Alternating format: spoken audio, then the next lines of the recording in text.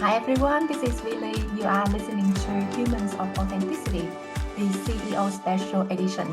Our guest today is Wendy-Jo Toyama, Chief Executive Officer at the American Academy of Hospice and Palliative Medicine, a client of the Association Management Center. She's a multi-award winner. In March this year, I was so privileged being part of the audience when she received the Association Forum's 2024 Women's of Influence Awards. I'm so excited to introduce her to you in this episode. Welcome to Human of Authenticity, Wendy-Jo. Thank you so much. And I'm glad you mentioned that session because that's also where I got to see your fantastic presentation, was at the Women's Executive Session at the Association Forum. So yeah, I've been looking forward to this conversation for a while. So let's just dive in. Before we start, would you like to introduce yourself to our listener first? Sure. So Wendy-Jo Toyama, I'm the CEO at the American Academy of Hospice and Palliative Medicine. I've been a CEO for 2 organizations. Prior to this, I was with the American Cleft Palate and Craniofacial Association, and I've been in associations for 25 years. I'm passionate about working with volunteers and being a servant leader, and I especially like the place where medical associations are interdisciplinary because I feel like if you've ever had anyone seriously ill, the lack of coordination can be really challenging. So being in a space where we support interdisciplinary team care is important to me. I will say that when I was looking to move from being a senior executive at the Dental Association to CEO, I took some time to define my values. And they are creativity, courage, service, justice, and family. And I led with those front and center. And for me, it was very important to lead an organization that would align with those values. Are you willing to share a bit about yourself outside of work? Oh, sure. So I will say I have 2 adult children, and I'm so proud of them. They are contributing members of society. One's a teacher and one works to address homelessness, and very proud of them. They don't live near me, so I don't have those busy days that I had. There was 5 years I was a single mom. So what I do outside of work now is I travel to visit them. Also, I'm a voracious reader. I love reading, and every book I read, I review on Goodreads. I read all kinds of stuff. And I also like to exercise. I was a D1 competitive gymnast. So to me, that kind of getting your body moving, it's such a great way to reduce stress and increase your energy, and it's good for the brain. And so, yeah, I actually do Orange Theory. Anyway, that's me. Between the 2 pockets of your CEO life and your personal life, what is the one thing that you like the most about yourself? I'm not sure if this is what you're looking for, but I'm just going to say, I mentioned that I was a single mother for 5 years, and I will tell you that I realize now, because when I moved to be the executive director for ACPA, I realize now if I hadn't had my family, I probably would have been a workaholic. And so I think one of the things that I am most proud of is my ability to compartmentalize.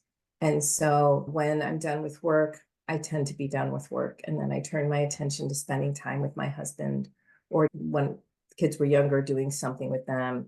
I try really hard to set that boundary. And I will say, when I became a new CEO, it got blurred a little.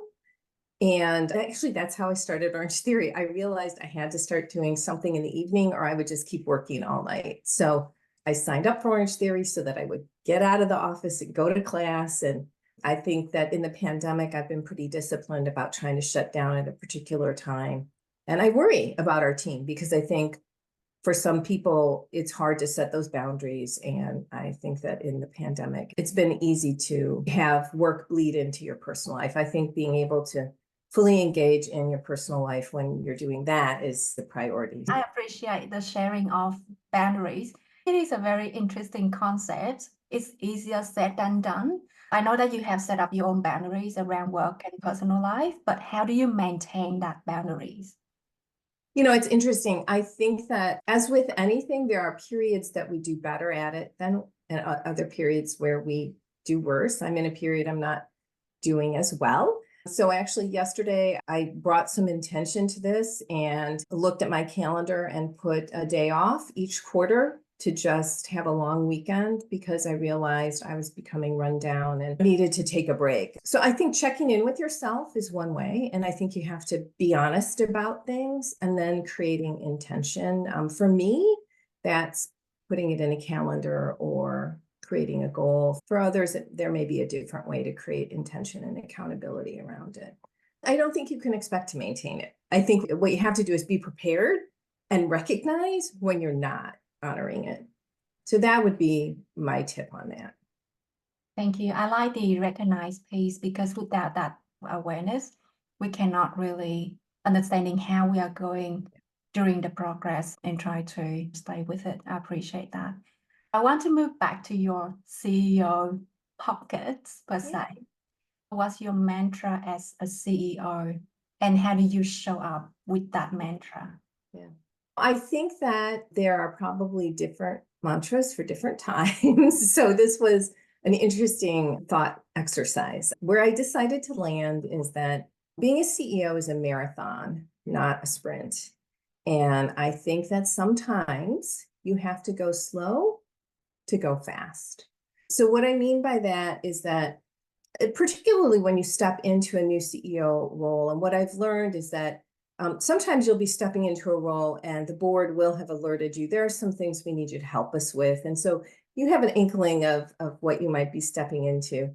But even if you think you're stepping into a high-performing organization that you're just coming in to maintain, you're going to find one or two surprises, something that's you're like, wow, I didn't know I'd have to be doing this. And so I think it's so important, though, to resist running in and solving right away. I think what needs to happen is we need to pause. We need to take some time to get information. And sometimes it's also about encouraging your staff team to understand that pausing is okay. Stopping doing something is okay. I just did this last week. We have a project that requires some technology that we've been struggling with to get right, and the user experience has been bad. And I finally said, what would happen if we just put that on hold till we could launch it the right way? And we're probably going to lose a little revenue, but I think there'll be offsets, and it's just going to stop us from having to waste a lot of time, and also will ensure a better user experience down the end. That's what I mean by sometimes you have to slow down to go fast. And I think when you become a new CEO, especially, there's just so many things to do. And it just feels like you're drinking from a fire hose. Giving yourself permission to slow down, get information, collaborate, build relationships, build support, and actually reassess. Sometimes some of the things that are going on need to be done a different way or put on pause or stop. So yeah, that's kind of what I mean when I say that. I'm hearing that we need to do some reassessment, asking questions, having a lot of conversation with team and different stakeholders.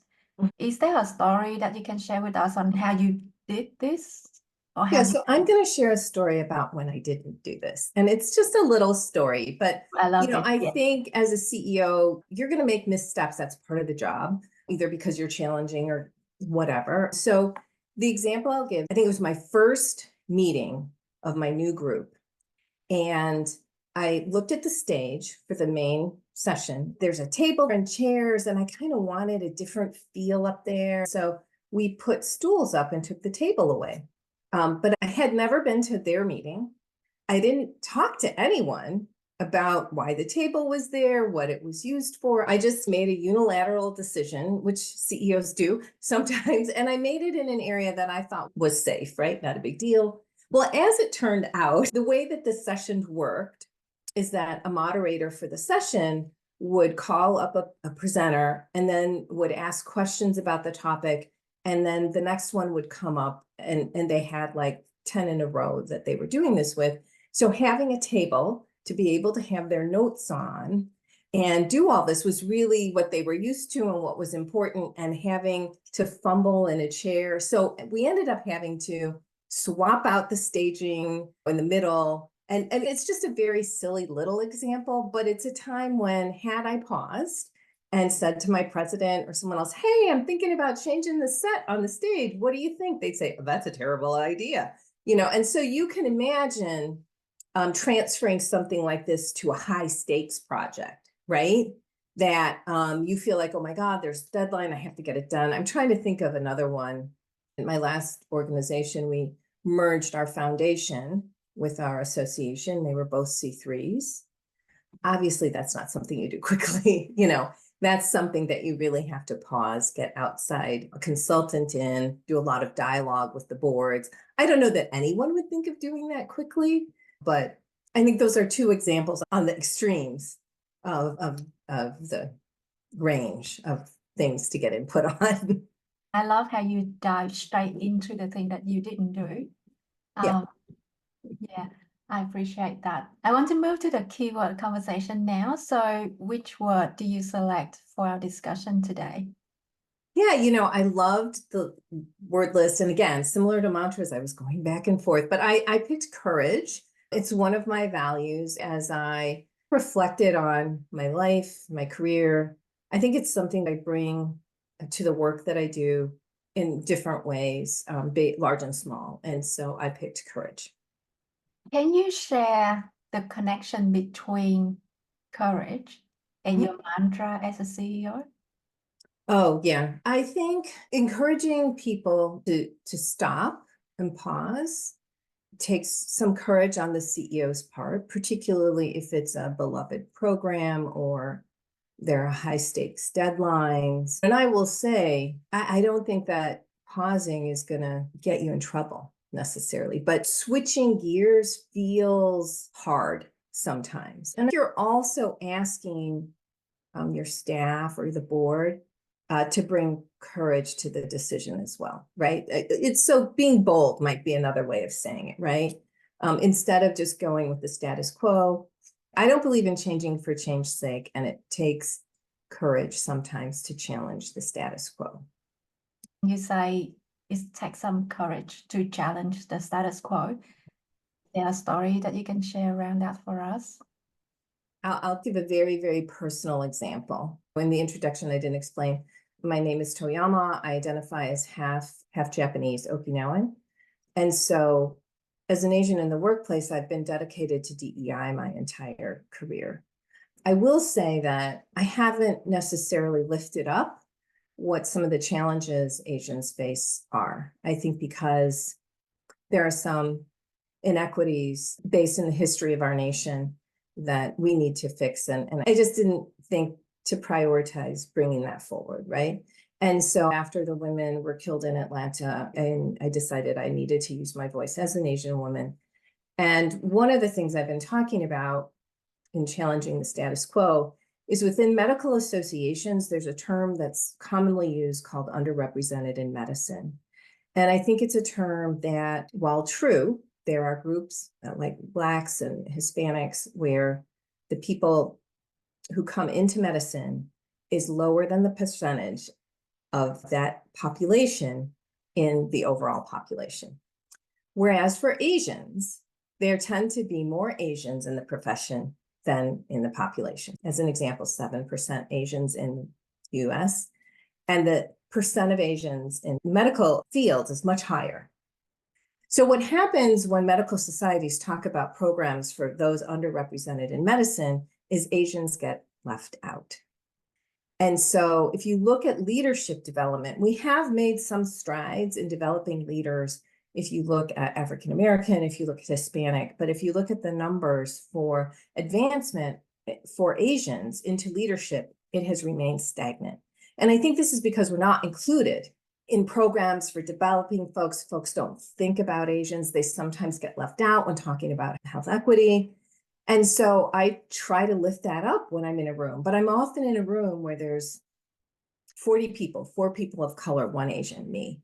And then when we're talking about this, I need to raise my hand and say something. And it's hard for me. I feel like the dialogue around what we need to do to advance Black participation in entering medical school is real, and we have to do that. That doesn't mean I shouldn't talk about how Asians are not in leadership roles in medicine, how the microaggressions against Asian clinicians is the highest across people of color, how Asians experience discrimination. So that's one way that I am working very hard to challenge the status quo. And it takes some courage to do it because I might be the lone voice in the room. I might not want to be seen to be, oh, there's Wendy bringing that up again, but I feel a sense of responsibility to say something, because if I don't say something, then people won't know. And actually, there was a colleague of mine who said, oh, there are some very prominent Asian male doctors. So is that a thing? And I'm like, it is a thing. And then like 2 months later, she sends me an article that's about this and says, this is what you've been telling me. And I'm like, mm-hmm. So I think that's one way that I've challenged the status quo. That's a specific example. Thank you for sharing that stories. And I appreciate the fact that sometimes we as individuals become the only Asian in any room or on any table. What were your feelings when being the only Asian in a space? It's an interesting question, V. I will tell you, so I've worked longer than people may think. When I started, women in the workplace, I worked in primarily male-dominated fields. I don't think I felt othered, frankly, until I had a child. And that's when I felt I had to hide my identity. I think being Asian, I was sexualized, and I think that there are folks who make assumptions about what I bring to the table based on how I look, but I don't think that I thought about it that much until recently. We were going to create an Asian advisory group in Chicago, and I looked at my list of contacts, and there weren't that many. There were like 10 of my 1,000 contacts. And when I looked at CEOs, there were 2 CEOs in my network, and they were both men. And I suddenly realized nobody looked like me. I didn't really think about it before, And I think the reason it's so important for me to think about now is because I want to pave the way and make it easier for other Asian women to see themselves and to make a space for them. So I was used to being the only in a room for whatever it is, whether it's being a woman or a mother or Asian. And it wasn't until I started thinking about the next generation, my daughter, my son, that it really became something I put more conscious intention around talking about and thinking, what does that mean to be the only in the room? What's my responsibility when I'm the only in the room? And it's not always easy, and you don't always want to show up that way, I really appreciate what you're saying about paving the way. So thank you again for being visible in this space. And at this point, I'm curious to know, how does courage, your selected value, align with your organization's values and culture? Do you have stories around that you can share with us? I do. I think that for hospice and palliative medicine, we live in America, which is a death-denying culture. And I think for people who understand what hospice is and what it's not, and can make decisions around how they want to handle their serious illness, how they want to handle the journey toward the end of their life, I think that takes a lot of courage. And it may sometimes require families to have difficult discussions. The person facing serious illness may make choices that the rest of the family doesn't want them to make. And I think that folks think hospice is giving up, and it's not. The Medicare hospice benefit is 6 months. I think the average day someone is in hospice is in 17. And I can tell you, my father, who had bile duct cancer and died swiftly in 4 months, I think he was in hospice less than a week. And what hospice does is help work with the family and this person who's seriously ill to honor their wishes around the care they'd like to receive. A lot of times they may want to be at home. They may want to stop going in and out of the hospital, having intrusive treatments that aren't really going to cure the disease or prolong their life in a significant way. Those are hard discussions to have. And I think it takes some courage to think through, how do I want that to unfold? So, yeah, and I think people are surprised. So when I told my mom I was working for this organ, she's like, are you sure? Are you ready?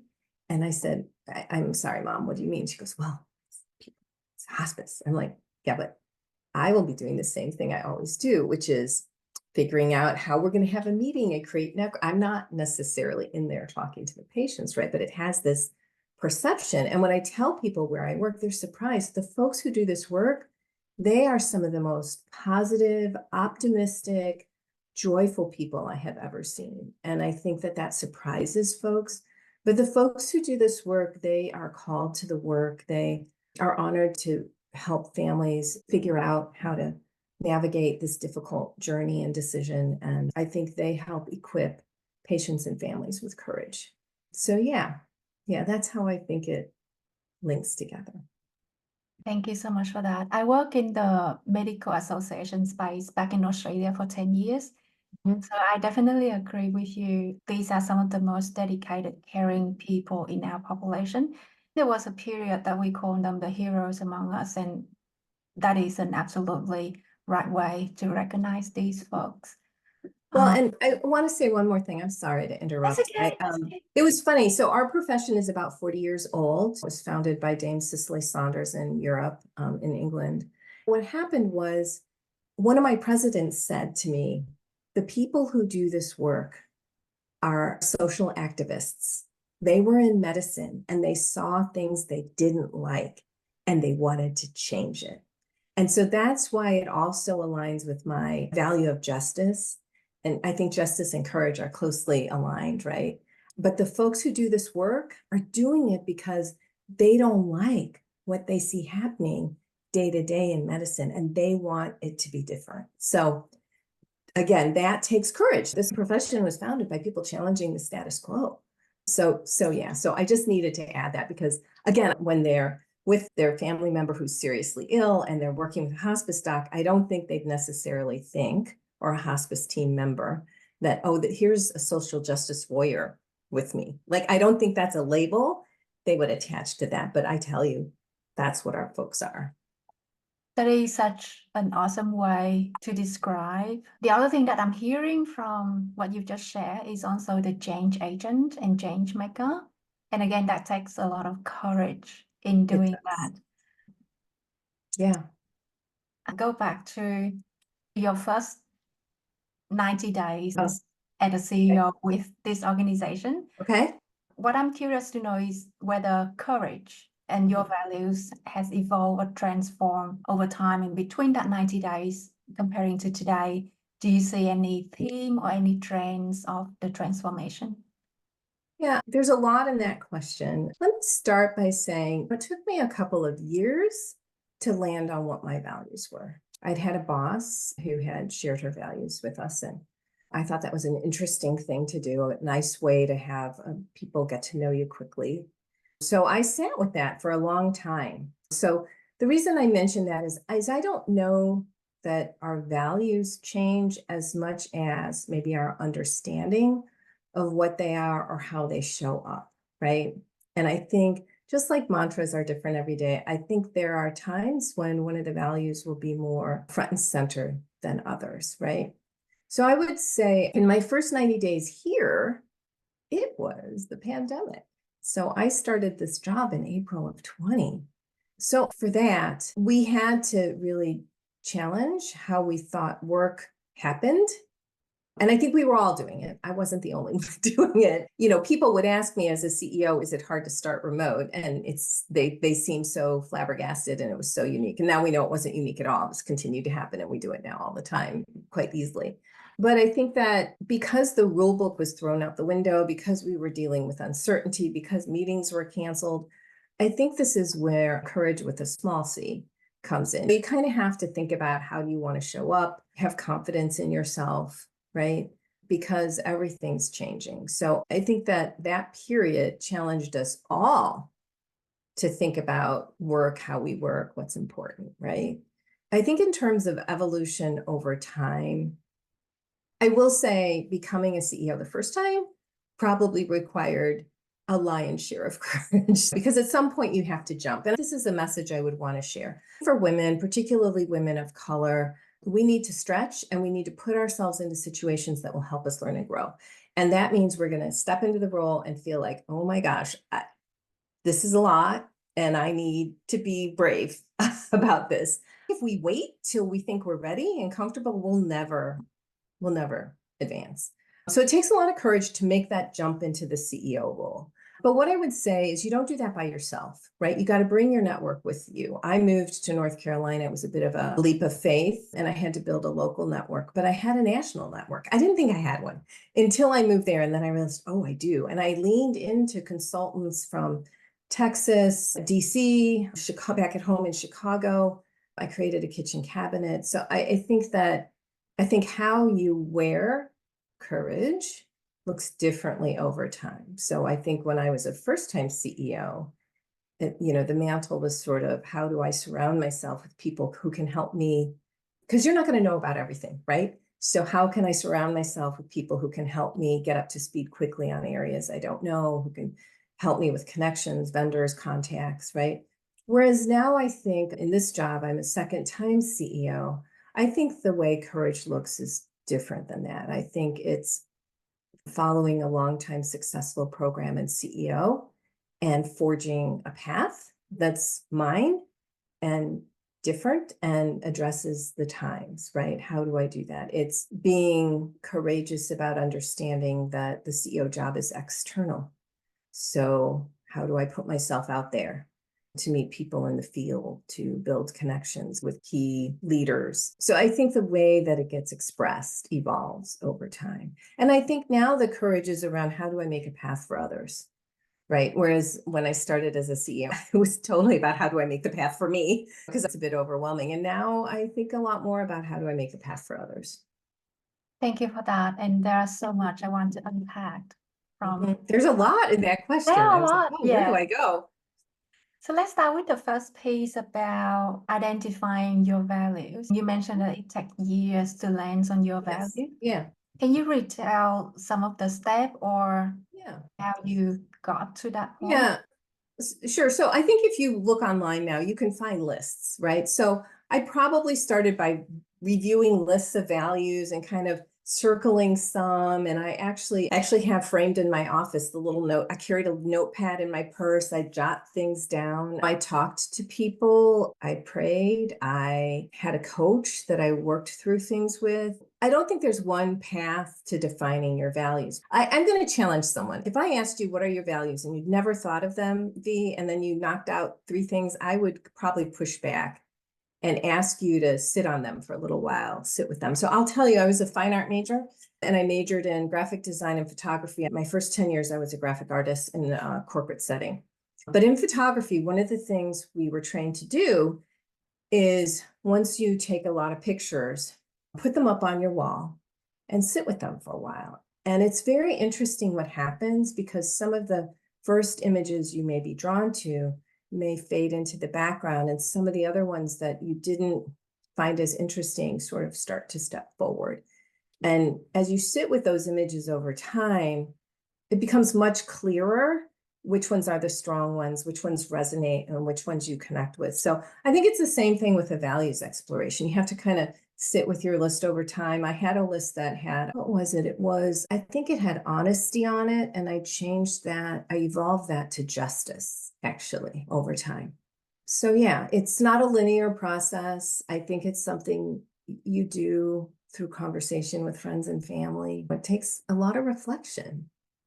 This is so cool. So the part about evolving honesty into justice, was there any trigger? Was there any background stories that you can share with us about that involvement? I think for me, I kind of thought about a few episodes in my life. In the 3rd grade, I was beat up by boys, and it was because I had stood up for one of my classmates. We were 3rd grade, remember. We were playing kickball. It was supposed to be pitch your hand out, and instead somebody changed it to first base out so that my teammate would be out. And so I stood up for her and took on the person who changed the rules, and then I got beat up for it. I thought about going to a gymnastics camp and having a spotter have someone get injured, and then nobody wanted that spotter anymore. So I tumbled and had that spotter because I wanted people to. So I realized I kind of had these seminal incidents throughout my life that really spoke to justice. And, it's not that honesty isn't important. It certainly is. But I realized that it was more about how I wanted to use that honesty And I wanted to use it in a way that was action oriented, I think. So yeah, I think that we have these things that stay with us through our life. And, I was in third grade, that wasn't a big deal. But then we realize there's a thread, like we're forming our character and who we are. And that kind of thread shows up in different ways. And I think maybe looking at things that aren't work settings might help guide folks toward their values. Thank you for sharing that stories. I mean, it's unfortunate that a third grade kids had to go through that experience. It's unfortunate that things like that happen to our children in our own backyard. Oh, I will say I was okay. And the favorite part for me about the story is my mother marched down to the school at recess and kind of took the boys to task. So, as I like to say, justice takes many forms. So I was fine. And I do think that bullying is a big problem. And I think sometimes people of color experience microaggressions and bullying. And we can think back to our school day. School is hard. I'm not going to lie. And I think it's even harder for kids now. And we can probably find some things that shape our values from those days, right? Definitely. But I was okay. And the other thing I want to recognize from that story is that you recognized the issues that's going on in front of what you see, and you're actually doing something about that. And I think I can sense the evolved thread from honesty to justice. For me, honesty is being true to your values, and justice is about spoke out the truth. So I appreciate you sharing that with me. The other thing that you mentioned in your story earlier, you said something about there will be time when our values is more front and center. Again, is there a story around that you can share? Sure. Yeah. Yeah, I mean, family is a big value for me. And I always feel when a staff member has to take time off to take care of someone, that they need to not work. They need to be present for whatever they're doing there. So it was very funny. Sometimes we don't see things for ourselves. So I had worked hard and was very excited to be selected as a fellow at ASAE. And I was on my way to my first fellows retreat. And that week, my husband experienced some severe back pain, such that we took him to the emergency room. He was okay, but he was in a lot of pain. And I called my dearest girlfriend and told her what was going on. She's known me since I was 13. And I said, oh my God, I have like this splitting headache and I'm supposed to leave tomorrow to go here. And Tom had this. And she's like, Wendy. I'm like, what? She's like, why are you going? Why don't you just not go? I'm like, oh, right. And, and I called a friend of mine who's a fellow and she knows my values. And I said, I'm not going to be able to go. I'm so sorry. My husband is. And she goes, well, that makes total sense. That's your value of family, front and center. I'm like, oh, right. So that would be an example where, because I have the value of family, I chose not to go to an important work event because it was more important to be there with my husband. What I think is interesting about that story is I didn't see it at first. Like I needed a dear friend and colleagues to kind of point that out to me. So that was kind of an interesting lesson. I think sometimes, what do they say about the shoemaker's kids, right? They don't have shoes. I think sometimes there's a little bit of that. But yeah, I mean, that's a time when the family value needed to come front and center, and I had to make a difficult decision. And the minute I made it, I swear to God, my headache went away. No, I'm not even kidding. And then I started to cancel hotels and flights and everything. And yeah. What I love about that story is not only you are so sure about your values, but also you articulate that and you share that with your network, and you got the support from your network. I did. So that you can, when I was unable to see it, they could bring it forward for me. That is true. Yeah, it's very true. So that's really nice, and it's really rare that we can find a network when we can sync our values and get our value being honored like that. So I think that's really nice. Would you like to give them some shout out through this episode? Oh, of course. So my colleague is Debbie Trueblood, who I feel like she's my sister my whole life, and I've only met her 3 years ago. And then my dear friend Gloria Cox, who I met in the 7th grade. And she likes to tell the story that we were in every class together. And I guess at the end of the day, I told her, we're going to be friends, which we were. So she continues to be my dear friend and gave a blessing at my second wedding. And our kids are the same age, and just got back from a trip with her and another high school friend last week. So, yeah. That is so sweet. Thank you for asking me to name them. That's very powerful. This is why I love doing these conversations, because you can start seeing the true Wendy through these conversations. I want to move to the last part of our conversations, and I want to bring this conversation up to the organizational level. Okay. So this is where I'm interested in knowing the legacy piece. What legacy do you envision sculpting within your organization? So I'm curious in the one that will stand as a testament to your time with your organization. Yeah, I think one of the reasons I joined the AAHPM was because they had already been undertaking diversity, equity, and inclusion work. I think for me, I would not work with an organization that was not doing that work or committed to doing that work. And frankly, when I look at opportunities, I always look to see and ask questions on this. So for me, the one legacy that I'd like to see is I really want to see this organization continue to do that work. Now, I will say our medical association tends to have more of a unified viewpoint and be more as a group supportive of DEI. Some medical associations have quite a broad range of spectrums. Nonetheless, I still think it's going to be a tougher road to carve out resources and support that activity. So if there was one legacy, I'd like to see us taking that work to the next level, engaging in justice work. I'd love to really be in coalition with other organizations and see us trying to get to the health equity level if we can. This group is so thoughtful, compassionate, committed. This is a value, and I think continuing to evolve how that's expressed through the association work would be key. And I will tell you, this work is hard. I just sent out an email yesterday to my leadership team about an area that we've dropped the ball in on this front, and we need to improve. The work is never done. So that would be the legacy that I would like to see. I'd like to help this organization continue to advance their agenda around DEI and move toward addressing health equity in this space. Yeah, I agree. Health equity needs a lot more work globally. I see a lot of gaps in accessibility, in fundings and in provision for the patients in Australia.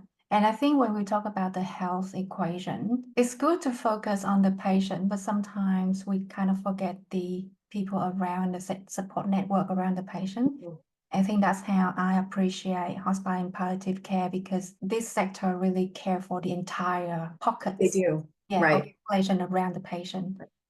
There's some guidelines around caregiver support and guidelines for palliative care. So yeah.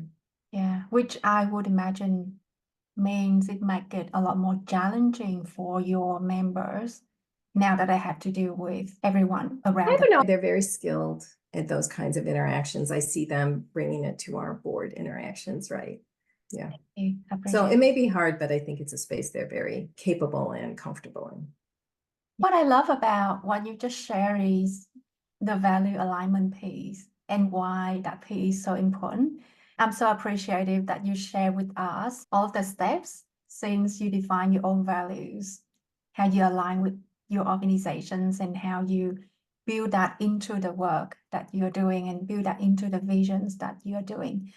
Is there a particular project that you are very proud of, or is there a success stories around DEI or health equity that you've done with this organization that you can share with us? One of the things I'm really proud of with this organization, and then if you'll indulge me, I'd like to speak more broadly as well. We were part of a program called Equity Matters. It was something that the Council on Medical Specialty Societies, the Organization for Program Directors, and another collaborative partner launched. It was an 18-month cohort-based learning module, and we had a cohort that we met with every other month. We had 22 different diversity, equity, and inclusion modules that we listened to on a range of topics. So it challenged us to elevate our thinking around it, and then we engaged in exploratory conversations on the topics. We also had a capstone project, and this program asked us to bring with us a board member. So this was something that the CEO, board member, and our CMO did together. And so our capstone project was to create a program to address building equity in the pipeline, more diversity in the pipeline, And so we launched the Next Gen Scholars for Equity in Hospice and Palliative Care last year. We're trying to identify 8 scholars and pair them with sponsors, not just mentors, but we really want the person to be a sponsor. The difference being sponsors really will help open the door. They'll represent you when you're not in the room, really work to advance your career.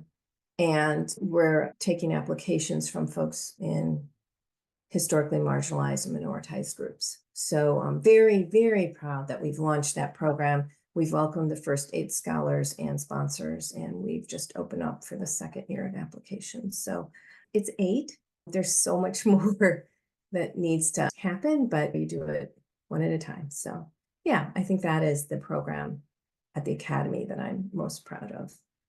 And then I wanted to take a moment. I'm really excited about the AANHPI advisory group that ASAE has supported us putting together. So we started this work 18 months ago and had a small group of 17 who really worked to put together a strategic plan with an aim of advancing participation and advancement for AANHPI within the association profession. And what has been the most rewarding about it is it's kind of like a magnet. So one of the people in the group literally chased me down the hall at an ASA meeting because she was so excited to see another Asian woman in association management, a leader that she could connect with. And so what we're hoping is that people won't have to do that anymore, like that they won't have to like chase people down the hall in the room. And what's been fun is getting to know and meet and learn of more folks in this space, because actually in associations, Asians are underrepresented, which is interesting. There's only about 4% in the association space, we believe, as opposed to 7% in the population. So it's been really fulfilling. We have 4 goals in our strategic plan to career advancement, networking, representation, and leadership development. And it's been really fulfilling to meet other folks. We're still in the norming forming. We're still forming. So, but yeah, I'm very hopeful that this will help build on-ramps for the next generation. And I would say one of the things we're excited about is next month, we've tried to line up through the leadership of Joanne Panetta, folks who identify as an AANHPI for podcasts throughout the month of May. Not necessarily on AANHPI topics either. So excited about giving voice because I think this group often is invisible or left out. And so trying to change that is really exciting. Thank you for giving the AANHPI advisory group a shout out. Is there anything else you'd like to share with us in the theme of conversations we've had so far around courage? Yeah, I think so. I think courage can be used in large and small ways. And I think one thing that I would like to do is encourage people, particularly women and women of color, to be courageous and use their voice. And I think that being thoughtful about how you want to show up, how you want to use your voice is important. And I think that when it is a situation that you think, I don't know if I should say something, I'm guessing you probably should.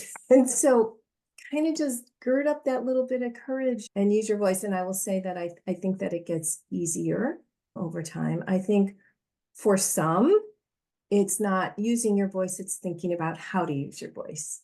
I have colleagues who think about how they want to show up and being more quiet because they don't want to fit a particular trope that might be associated with a group. But I think there's a lot of courage with a small c when we show up and use our voice. So that's what I would say. I appreciate that word of wisdom.